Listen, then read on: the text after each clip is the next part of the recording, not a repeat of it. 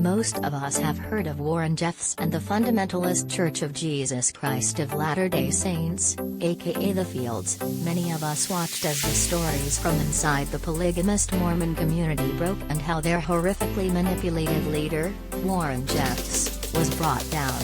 The new Netflix documentary Keep Sweet, Pray and Obey explores this world in a new way. It's not just informing audiences about the events that occurred. Instead, it's showing how they affected real people and how these people came to believe the lies they were being told. Keep Sweet, Pray and Obey shows us the mental and emotional toll of these crimes and sheds a welcome new light on the atrocities brought on by the Fields.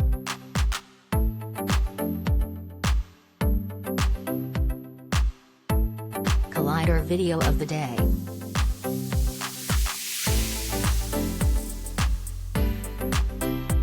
Cults and religious crimes are intriguing areas of true crime, and plenty of documentaries have set out to explain and explore different stories in these veins.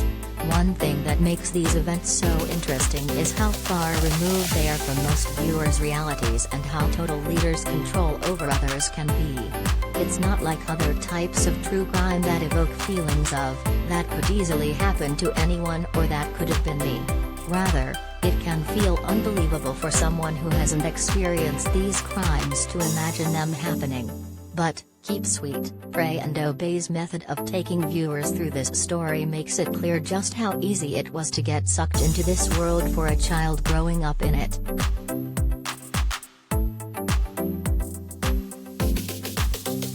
For so many of the victims in this community, they grew up embedded in this cult and its beliefs. The series shows images of chunks of pages being cut out of textbooks to prevent the children from learning certain information in school. It describes forbidden contact with the outside world. It's easy to see how these children were so sheltered from the rest of society's ways of thinking that they only really knew their beliefs and lifestyle.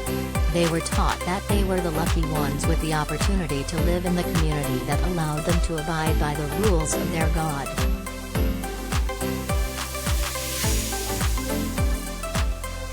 Because of the juxtaposition of past and present footage, this docu-series is able to get into the heads of folks who grew up in this community.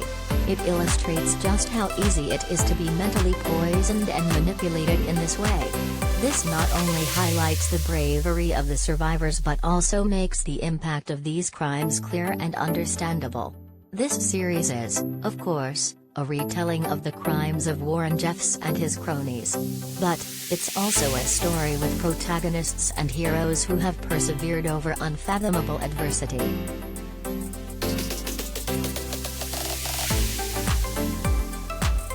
The series invites its audience to consider aspects of escaping a community like this that they likely never have before. Not only are these children led to believe that their escape will make them sinners who are doomed to hell for eternity, but it goes far beyond that. There are myriad immediate, material repercussions for leaving, if they can even successfully escape. They'll be shunned from everyone they know, and they'll be out on the street with no money or any firm grasp of how the outside world actually works. As the survivors who were able to break out are interviewed, it's baffling to imagine how they mustered the courage and resolve to do what they did. According to director Rachel Dretson, this was one of the piece's goals. She told the podcast, "You can't make this up, our focus is not only on the experience of being in that cult. It's on the people, particularly the women who managed to defy it and escape it, which, if you know anything about the Fields, is a pretty miraculous and incredible thing to do."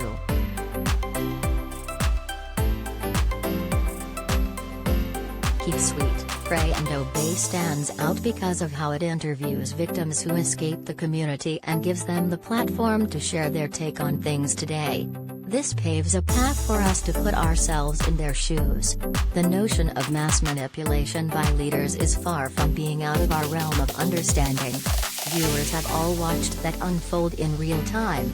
As the series progresses, to imagine that spinning out of control starts to feel more and more fathomable. This is made easier by the way in which those who escaped the church are interviewed. Viewers get to hear the victims' understanding of what happened now that they've experienced life in the outside world. The residual trauma and pain are evident. And there is a direct connection made between then and now.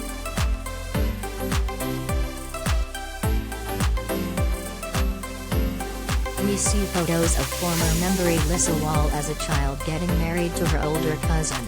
We hear her talking about it in 2022 as she's seated at her kitchen table. Seeing and hearing her now makes it feel real. To know that something like this played out recently enough for someone who's still a young woman to recall it so easily makes it even more visceral for viewers. There are accounts of teenagers falling in love in spite of their relationships being dictated by someone else and their forced marriages to older men. Elissa's sister, Rebecca, says when recalling what she thought of the concept of marrying 85-year-old leader and prophet Trulon Jeffs when she was only 19. Viewers then realize she was just a normal 19-year-old under some very abnormal circumstances.